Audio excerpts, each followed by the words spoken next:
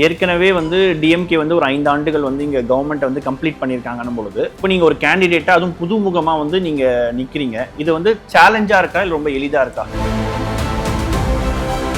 நான் ஒரு third generation DMK party. I am proud to say I'm Dravidian stock.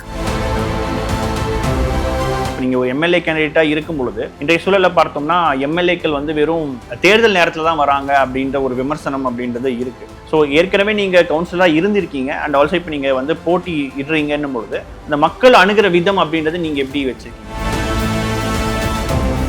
இல்லை அம்பத்தூரில் இல்லை எங்கேயாச்சும் கேட்டு பார்த்தீங்கன்னா கூட என்ன அனைவருக்கும் வந்து ஒரு கருப்பு சிவப்பு கவுன்சிலராகவே பட்டப்பேர் மாதிரி எனக்கு. வார்டு கவுன்சிலராக இப்போ 4 ஆண்டுகளாக இருக்கிறீங்கன்னு போது இந்த வார்டில் வந்து என்னென்ன மாதிரியான விஷயங்களை நீங்கள் மாற்றிருக்கீங்க?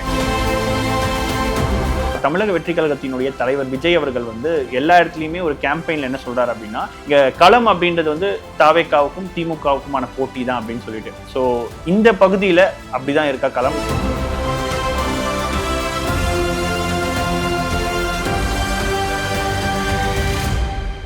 மின்னம்பலம் நேயர்களுக்கு வணக்கம். 2026 சட்டப்பேரவை தேர்தல் இன்னும் ஒரு சில வாரங்களில் நடக்க இருக்கக்கூடிய சூழல்ல அரசியல் கட்சிகள் தங்களுடைய பிரச்சாரங்களை தீவிரப்படுத்திட்டு இருக்காங்க. இந்த நிலையில இன்றைக்கு நம்ம ஒரு முக்கியமான நபரை நேர்காணல் இருக்கிறோம். அம்பத்தூர் தொகுதியில் இருக்கக்கூடிய 87வது வார்டினுடைய மாமன்ற உறுப்பினரும் மற்றும் அம்பத்தூர் தொகுதியினுடைய திமுக வேட்பாளருமான மருத்துவர் ஏபி பூர்ணிமா அவர்கள் நம்மோட இணைஞ்சிருக்காங்க. அவர்கிட்ட நிறைய விஷயங்களை நம்ம கேட்க இருக்கிறோம். வணக்கம். வணக்கம் சார். முதல்ல வாழ்த்துக்கள். நீங்க வந்து அம்பத்தூர் தொகுதியினுடைய வேட்பாளராக அறிவிச்சிருக்காங்க. நன்றி சார். முதல்ல இந்த நேர்காணல் போறதுக்கு முன்னாடி யார் இந்த பூர்ணிமா, உங்களுடைய பேக்ரவுண்டை கொஞ்சம் சொல்லுங்க. ஓகே, அனைவருக்கும் வணக்கம். நான் டாக்டர் பூர்ணிமா, எம்பிபிஎஸ் எம்டி படித்த பட்டதாரி. 2022 ஒரு மாமன்ற உறுப்பினராக அம்பத்தூருக்கு உட்பட்ட வார்டு 87 வந்து போட்டியிட்டு 3000 ஓட்டு வித்தியாசத்தில் வெற்றி பெற்று ஒரு லாஸ்ட் 4 இயர்ஸாக பப்ளிக் சர்வீஸ் பண்ணிட்டு வந்திருக்கேன். குறிப்பாக வந்து நீங்கள் மருத்துவராக இருக்கீங்கன்னு பொழுது இந்த அரசியலுக்கு வரணுன்ற இந்த ஆர்வம் வந்து உங்களுக்கு எப்படி இருந்தது? அதோட பின்னணியை பற்றி சொல்லுங்கள். இப்போ I was always inclined towards politics. இப்போ எப்படி ஒரு medical professional is service to public, so அதே மாதிரி ஐ பிலீவ் பாலிடிக்ஸும் is like base to serve the public. So அதுதான் என்னோட பேஷன். இல்லை மேம், பொதுவாக வந்து இப்போ நீங்கள் மருத்துவராக இருக்கிறதுனால நீங்கள் நிறைய படிக்கிறது இந்த மாதிரியான விஷயங்கள் தான் உங்களுக்கு ஆர்வம் இருக்கும்போது அந்த அரசியல் ஆர்வம் வந்து எதனால் உங்களுக்கு தோன்றுச்சு? குறிப்பாக எப்படி ஒரு மருத்துவ மூலியமாக நம்ம பப்ளிக்கோட ஹெல்த்தோ அது பெனிஃபிட் பண்ணுறோம், அதே மாதிரி நம்ம பாலிடிக்ஸ் மூலியமாகவும் you can bring change to the society. Like grass root level வரைக்கும் you can improve the society. So ரெண்டுமே ஐ திங்க் இட்ஸ் லைக் எப்படி 2 கண்கள் மாதிரி. I think I treat politics and medicine as my 2 eyes. அதே போல் ஏன் DMK அப்படின்ற ஒரு கேள்வி இருக்குது, இல்லை உங்களுடைய குடும்பம் வந்து ஏற்கனவே அரசியலில் இருந்திருக்காங்களா? நான் ஒரு third generation DMK party. I am proud to say I'm Dravidian stock. நீங்கள் பார்த்தீங்கன்னா இப்போ வார்டில் நீங்கள் இல்லை அம்பத்தூரில் இல்லை எங்கேயாச்சும் கேட்டு பார்த்தீங்கன்னா கூட என்ன அனைவருக்கும் வந்து ஒரு கருப்பு சிவப்பு கவுன்சிலராகவே என்னை பார்த்தா ஒரு நிக்நேம் பட்டப்பேர் மாதிரி எனக்கு. ஸோ சின்ன வயசுலேருந்தே எனக்கு டிஎம்கே பாலிசிஸ் டிஎம்கே பார்ட்டியில் ஈர்ப்பு இருக்குது. ஸோ பேரண்ட்ஸும் உங்கள் தாத்தா முதற்கொண்டு? ஆமாம், எல்லாமே திமுக தான். எங்கள் அப்பா வந்து கழக வழக்கறிஞராக இருந்திருக்காரு.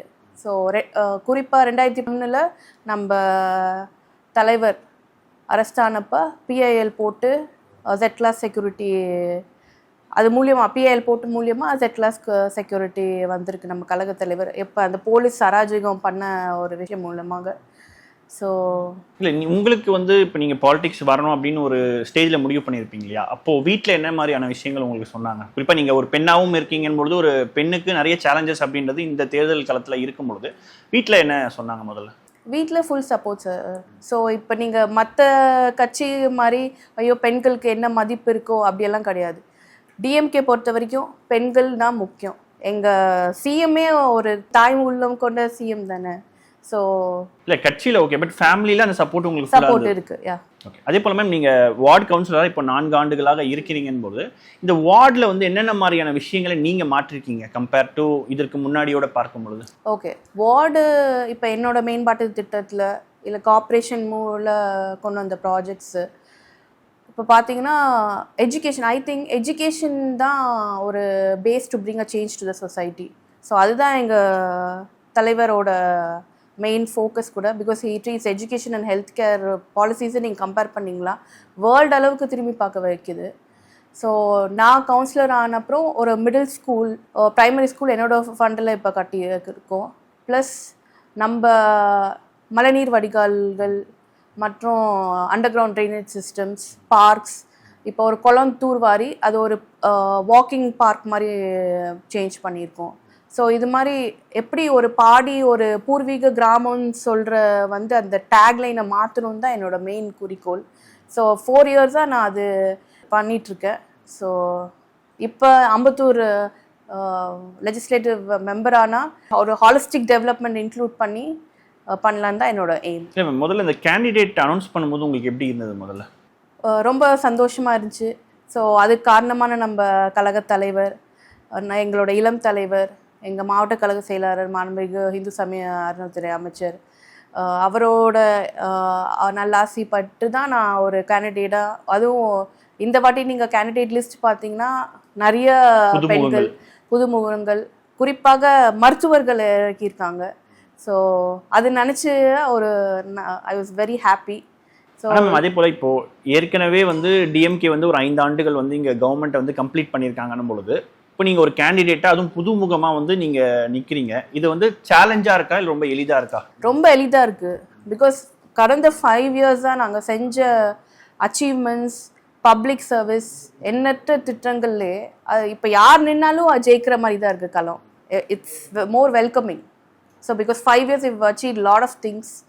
ஸோ வேர்ல்ட் லெவலில் இஃப் யூ சி தமிழ்நாடுனா எல்லாருமே திரும்பி பார்ப்பாங்க. இப்போ எஸ்பெஷலி எங்கள் ஹானரபிள் சிஎம் சார்னாலே எப்படி எல்லாரும் இப்போ எதிர்கட்சியில் சில பேர் ஸ்டாலின் இஸ் மோர் டேஞ்சரஸ்ன்றாங்களோ, ஸோ அது பற்றி ஒன்றும் இல்லை. ஸோ 5 இயர்ஸ் நாங்கள் பண்ண அச்சீவ்மெண்ட்ஸே it's a big plus for our party to continue Dravidian model 2.0 வருஷன். அதே மாதிரி நீங்கள் வார்டு கவுன்சிலராகவும் இருக்கீங்கன்னும் பொழுது மக்கள் வந்து தங்களுடைய பிரச்சனைகளை வந்து உங்ககிட்ட சொல்கிற விதம் அது எப்படி இருக்குது? ஏன்னா இப்போ நீங்கள் ஒரு எம்எல்ஏ கேண்டிடேட்டாக இருக்கும் பொழுது இன்றைய சூழலில் பார்த்தோம்னா எம்எல்ஏக்கள் வந்து வெறும் தேர்தல் நேரத்தில் தான் வராங்க அப்படின்ற ஒரு விமர்சனம் அப்படின்றது இருக்குது. ஸோ ஏற்கனவே நீங்கள் கவுன்சிலராக இருந்திருக்கீங்க அண்ட் ஆல்சோ இப்போ நீங்கள் வந்து போட்டி இடுறீங்கன்னும் பொழுது அந்த மக்கள் அணுகிற விதம் அப்படின்றது நீங்கள் எப்படி வச்சுருக்கீங்க? இப்போ ஆஸ் அ கவுன்சிலர் நீங்கள் பார்த்தீங்கன்னா நாங்கள் வந்து இப்போ நான் வந்து ஒரு பைக்லேயே சுற்றி ரவுண்ட்ஸ் போவோம் ஆன் ரெகுலர் பேசிஸ். ப்ளஸ் எங்கள் அலுவலகம் இருக்குது. ஸோ பப்ளிக் அங்கேயும் அப்ரோச் பண்ணுவாங்க. ப்ளஸ் இப்போ மாடர்ன் டெக்னாலஜியில் வாட்ஸ்அப் இருக்குது, ஃபோன் இருக்குது. Plus we have a lot of social media apps especially in WhatsApp. So ward public எல்லாருமே 87 வார்டுன்னு போட்டு அவங்க கம்ப்ளைண்ட்ஸ் என்னென்ன அங்கே போஸ்ட் பண்ணுறாங்க. ஸோ அதோட தீர்வு எடுத்து ரிப்ளை பண்ணுறது. இப்போ in case electricity is off in particular ஸ்ட்ரீட்னு சொன்னாங்கன்னா அது நான் இபிஐக்கு இன்ஃபார்ம் பண்ணி அது ரிசால்வ் ஆன அப்புறம் I reply them back in WhatsApp result is ரிசால்வ்டுன்னு. ஸோ அது மாதிரி ஸ்ட்ரீட் லைட்டாக இருக்கட்டும் இல்லை தண்ணி பிரச்சனை எதுவாக இருந்தாலும் so I use WhatsApp. So connection இப்போ இட்ஸ் ஈஸி, முன்னாடி மாதிரி இல்லை. ஸோ அதே மாதிரி ஏதாவது பிரச்சனை நேர்ல வந்து ஆமாம் நேரில் வந்து தான் நான் எல்லாமே பண்ணுறது.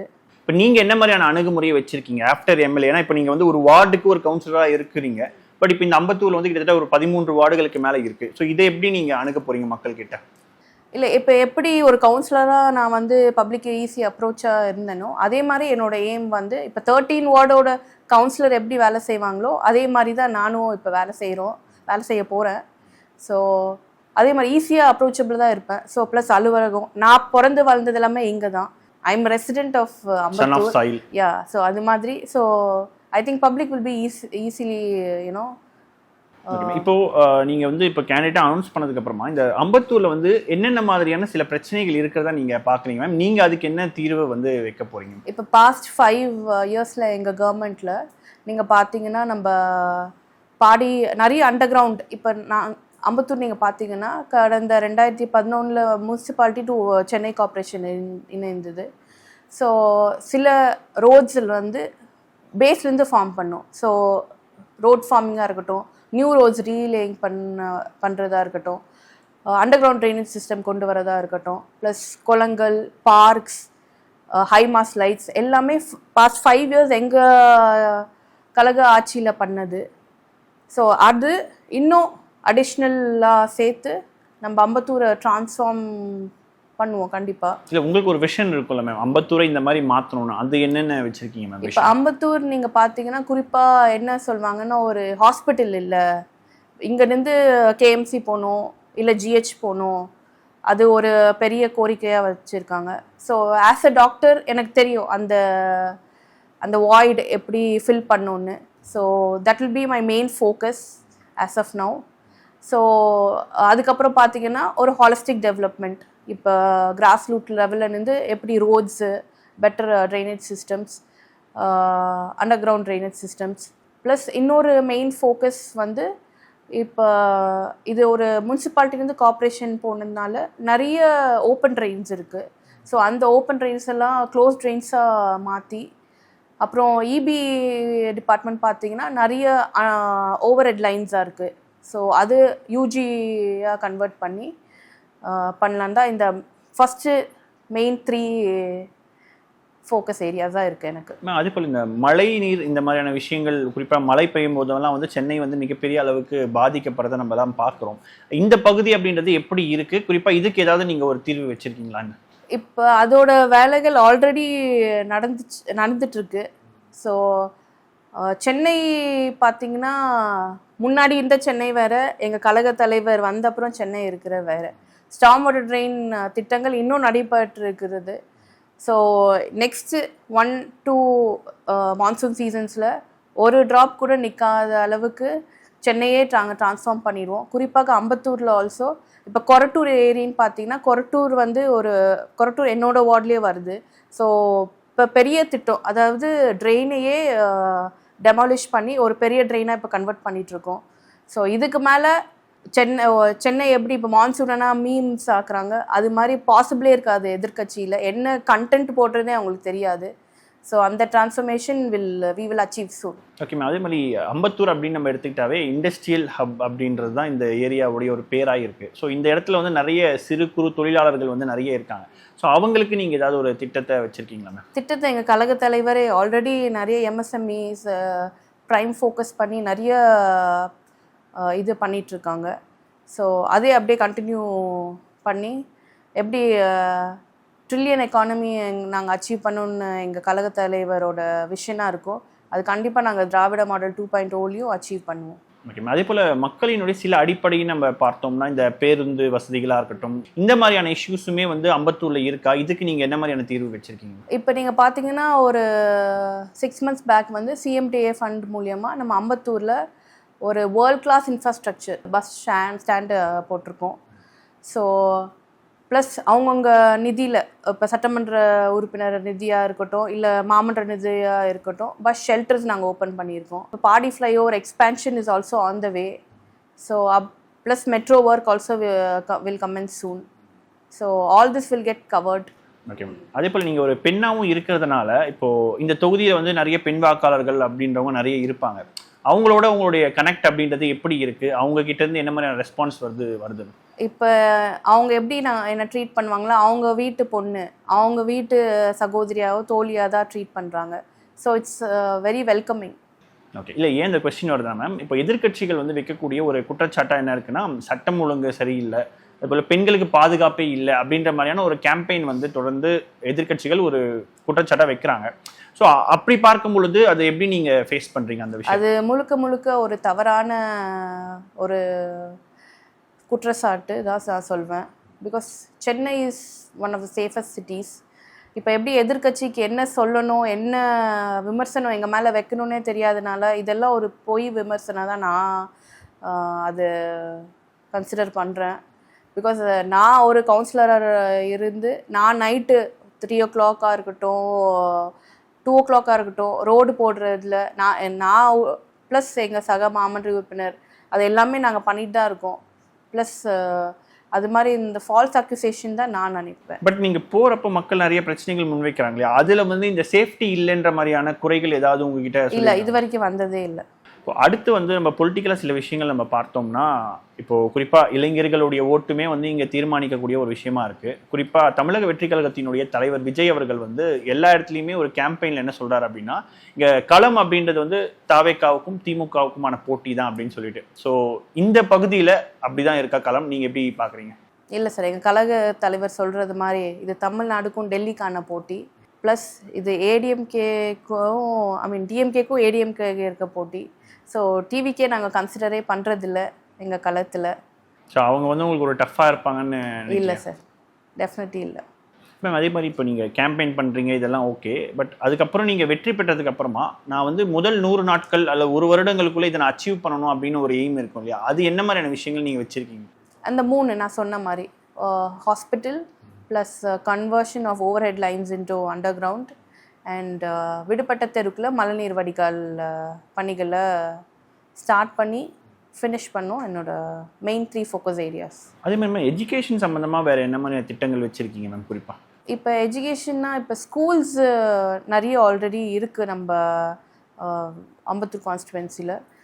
ஸோ இப்போ நிறைய பேர் வந்து ஒரு பாய்ஸ் மேல்நிலை பள்ளி இல்லைன்றாங்க. இப்போ முகப்பேர் சைடு இருக்குது. ஸோ இந்த சைடு நம்ம குறிப்பாக 82, 81 வார்டில் அது ஒரு ரிக்வெஸ்ட்டாக வச்சுருக்காங்க. ஸோ அது நான் அச்சீவ் பண்ணணும்னு நான் நினைக்கிறேன். Okay ma'am. அதே மாதிரி இப்போது அம்பத்தூர்ன்றது ஒரு இண்டஸ்ட்ரியல் ஹப்பாக இருக்கும் பொழுது இந்த சுற்றுச்சூழல் சார்ந்த சிக்கல்களுமே நிறைய இருக்கும். ஸோ அதற்கு நீங்கள் ஏதாவது ஒரு தீர்வு வச்சுருக்கீங்களா மேம்?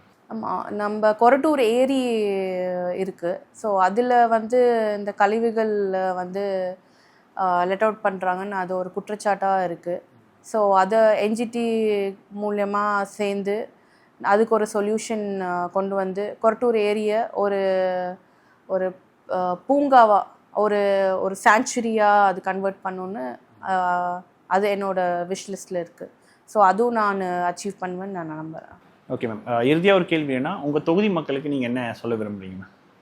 ஒரு கருப்பு சிவப்பு கவுன்சிலராக உங்கள் முன்னாடி அறிமுகமாகி இப்போது அடுத்த கட்டமாக சட்டமன்ற உறுப்பினராக உங்களுக்காக for the people, for especially for the Ambattur people நான் உங்களெல்லாம் சர்வ் பண்ணுறோன்னு நினைக்கிறேன். ஸோ நீங்கள் எல்லோரும் எனக்கு ஒரு ஆப்பர்ச்சுனிட்டி கொடுத்து இணைந்து அம்பத்தூரை ட்ரான்ஸ்ஃபார்ம் பண்ணலான்னு உங்கள் எல்லார்கிட்டையும் நான் கேட்டுக்கொள்கிறேன். நிச்சயமாக பல்வேறு கேள்விகளுக்கு மிக ஆழமாக பதில் தந்திருக்கீங்க. உங்கள் நோக்கம் நிறைவேற வாழ்த்துக்களும். நன்றி. Thank you sir, thank you.